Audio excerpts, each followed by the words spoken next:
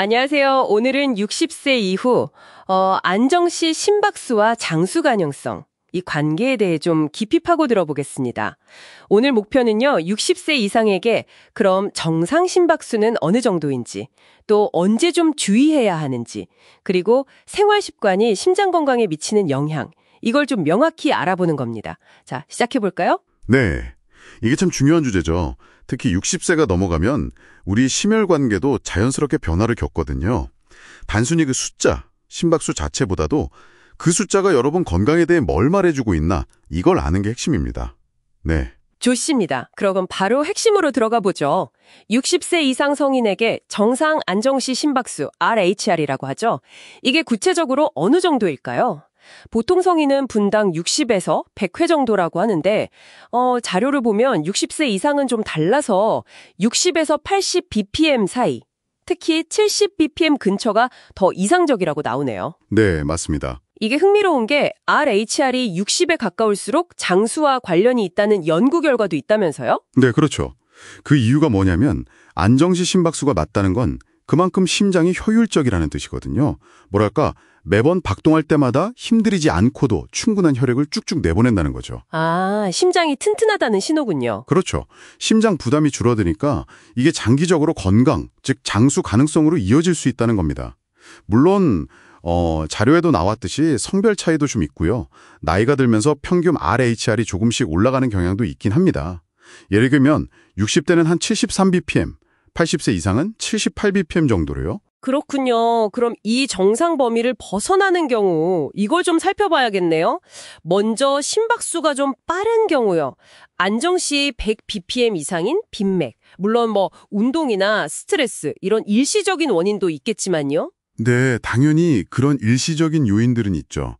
근데 중요한 건 안정된 상태에서 꾸준히 100 bpm을 넘는 경우입니다. 이건 좀 주의 깊게 봐야 해요. 이게 어떤 기저질환의 신호일 수 있거든요. 기저질환이요? 어떤 것들이 있을까요? 가장 흔한 건 심장 자체의 문제인데요. 특히 자료에서 지적하듯이 노인분들에게는 심방세동, AFIB라고 하죠. 이게 흔합니다. 심방이 불규칙하게 아주 빠르게 뛰는 거예요. 그 외에도 빈혈이라든지 아니면 갑상선 기능 항진증, 감염, 탈수, 비만 같은 다른 문제들, 또 특정 약물이나 카페인, 술 같은 것도 원인이 될 수 있고요. 아, 단순히 심장 문제만이 아니군요. 네, 전신 건강 상태를 반영할 수 있다는 거죠. 그럼 어떤 증상들을 좀 주의 깊게 봐야 할까요? 가슴 두근거림이나 어지러움증, 숨가쁨 같은 거요? 네, 맞습니다. 심계항진, 그러니까 가슴이 막 뛰는 느낌, 어지러움증, 숨쉬기 힘든 거, 흉통, 심하면 실신까지요. 이런 증상이 나타나면 주의해야 하고요. 자료에서도 강조하지만 치료하지 않으면 뇌졸중이나 심부전 같은 심각한 문제로 이어질 수 있습니다. 뇌졸중이나 심부전이요? 허이, 심각하네요. 그렇죠. 그래서 특히 흉통이나 실신, 갑자기 몸에 힘이 쭉 빠지거나 숨쉬기가 너무 힘들다, 이러면 즉시 의료 도움을 받으셔야 하고요. 그런 뚜렷한 증상이 없더라도 안정시 심박수가 계속 100을 넘거나 좀 불규칙하다 싶으면 꼭 의사와 상담하시는 게 중요합니다. 내 평소 상태를 아는 것도 중요하고요. 네, 알겠습니다. 그럼 반대로 심박수가 느린 경우는 어떤가요? 안정시 60 bpm 미만인 섬액이요. 이게 운동을 아주 규칙적으로 하는 분들이나 아니면 깊은 잠을 잘 때는 정상일 수 있어요. 근데 활동량이 많지 않은 노인분들에게 나타난다면 그건 좀 다른 문제일 수 있습니다. 자료에서 언급된 것처럼 동기능 부전 증후군 같은 거요. 동기능 부전 증후군요? 네, 심장의 자체 박동줄 기능이 좀 약해지는 거죠. 노인분들에게 꽤 흔하게 나타납니다. 아니면 심장 차단이나 갑상선 기능 저하증, 혹은 베타 차단제 같은 약물 부작용일 수도 있고요. 아, 약물 부작용 가능성도 있군요. 네, 특히 여러 약물을 드시는 어르신들은 더 주의해야 하죠. 그럼 섬액일 때는 어떤 증상이 나타날 수 있나요? 주로 피로감, 어지럼증, 실신, 아니면 예전보다 운동하기 힘들어졌다, 이런 증상들이요. 자료에서도 노인분들이 섬액에 좀 더 취약할 수 있다고 하니까 이런 증상이 느껴지면 검사를 받아보는 게 좋습니다. 그렇군요. 심박수 자체 말고도 영향을 주는 다른 요인들도 많다고 하던데요. 아, 네, 많죠. 대표적으로 노화에 따라서 자율신경계 조절 능력이 좀 떨어지는 걸 들 수 있는데요. 이게 심박 변이도, HRV라고 하죠. 그 HRV 감소로 나타납니다. HRV, 심박 변이도요? 그게 뭔가요? 네, 심장 박동이란 다음 박동 사이에 그 미세한 시간 간격 변화를 측정한 건데요. 이 변화폭이 클수록 보통 스트레스 회복력이 좋다는 신호로 봅니다.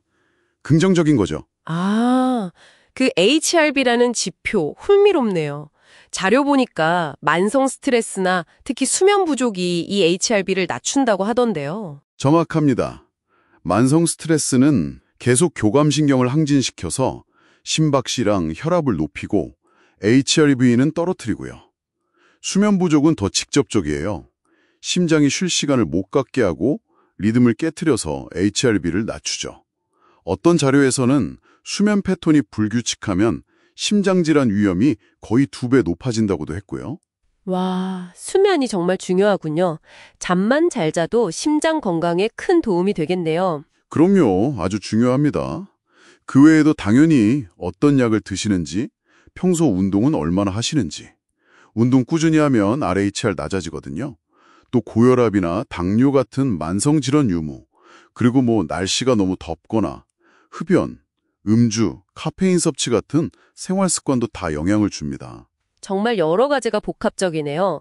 자, 그럼 이 모든 걸 고려해서 건강한 심박수를 위한 핵심 생활 습관 전략 빠르게 한번 짚어볼까요?